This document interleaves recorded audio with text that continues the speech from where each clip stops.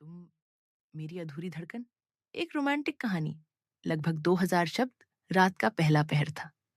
शहर की सड़कें हल्की हल्की धुंध में ढकी थी। आसमान का चांद तेज चमक रहा था, जैसे किसी को ढूंढ रहा हो। इसी चांदनी के बीच आरव अपनी कार से उतरकर मेहर के घर के बाहर खड़ा था। दिल लगातार तेजी से धड़क रहा था। शायद उन धड़कनों को पता था कि आज की रात कुछ बदलने वाली है।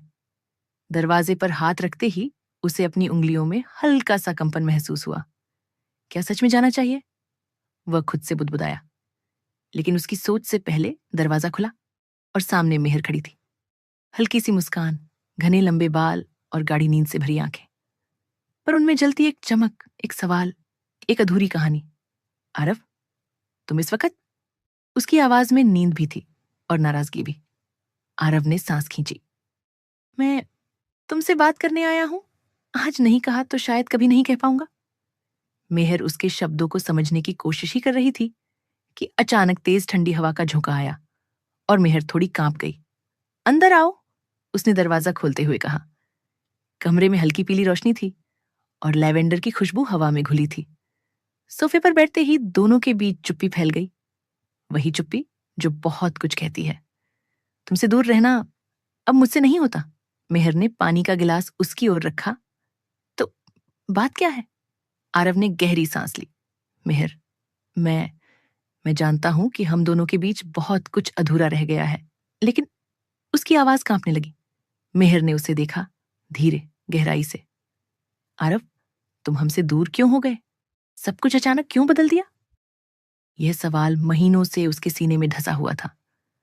आरव ने अपना चेहरा उसके सामने उठाया। आंखों में नमी थी। क्योंकि मैं तुम्हें खोने से डरता था, मेहर। तुम्हारी मुस्कान, तुम्हारी बातें, तुम्हारा साथ, सब मेरे लिए बहुत कीमती था। मुझे लगा कहीं तुम मुझसे दूर ना हो जाओ, इसलिए मैं खुद ही पीछे हट गया। मेहर की आंखें भर आईं।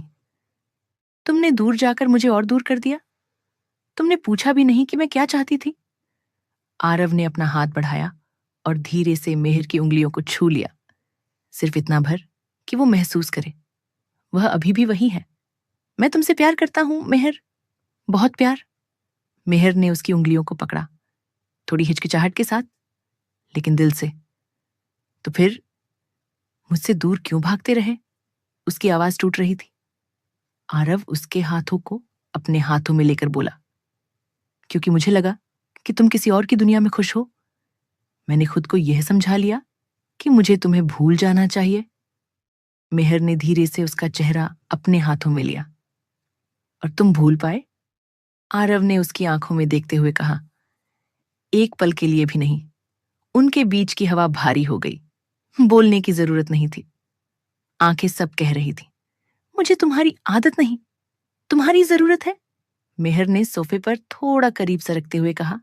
आरव, मैं भी तुम्हें चाहती थी। तुमसे दूर होना मुझे हर दिन तोड़ता था। आरव उसकी ओर झुका। तो हम दोनों एक दूसरे से भागते रहे? मेहर ने सिर हिलाया। हाँ। फिर धीरे से बोली, लेकिन आज मैं भागना नहीं चाहती। उसकी आवाज बेहद धीमी, पर दिल के दरवाजे खोल देने वाली थी। आरव ने मेहर को अपनी ओर खींचा। दोनों के बीच की दूरी कम, बहुत कम हो गई। उनके होंठ एक दूसरे के इतना करीब आए कि बस थोड़ी सी सांसों का फासला बाकी था। मेहर ने फुसफुसाते हुए कहा, आरव, अगर आज भी तुम दूर गए तो शायद मैं खुद को फिर कभी समेट ना पाऊंगी। इस बार आरव ने कोई जवाब नहीं दिया। वह बस उसकी आंखों में डूब गया। धीरे से उसने उसका चेहरा थामा और अपने माथे को उसके माथे से लगाया। उस लम्हे में सारी तन्हाइयां पिघल गईं। मैं कहीं नहीं जा रहा, मेहर, अब कभी नहीं। एक स्पर्श जिसने सब बदल दिया। मेहर की उंगलियां उसके गाल पर फिरती चली गई, धीमे, नर्म, जैसे किसी टूटे हुए पल को जोड़ रही हो। आरव ने उसके हाथों को चूम लिया। एक हल्का सा स्पर्श, लेकिन उसके पूरे शरीर में कंपकंपी दौड़ गई। आरव, उसका नाम पहली बार इतना कोमल, इतना गहरा लगा। आरव ने उसके बालों को पीछे किया। तुम खूबसूरत हो और मैं बेवकूफ था जो यह सब समझने में देर कर दी। मेहर धीरे से मुस्कुराई। हो, बेवकूफ तो हो, लेकिन मेरे हो। इन शब्दों के साथ ही उनके होंठ एक दूसरे को छू गए। पहला चुंबन, धीमा, नर्म, पर इतना गहरा कि दोनों की सांसें थम गई। लम्हा जैसे ठहर गया था। सारी दुनिया कहीं खो गई थी, बस वह चुंबन और उनकी धड़कनें। मेहर ने उसके सीने पर हाथ रखकर कहा, यह तुम्हारी धड़कन? इतनी तेज क्यों? आरव मुस्कुराया, क्योंकि तुमने इसे फिर से जिंदा कर दिया। मत रो, मैं यहीं हूं। चुंबन टूटते ही मेहर की आंखों में आंसू आ गए। आरव घबरा गया।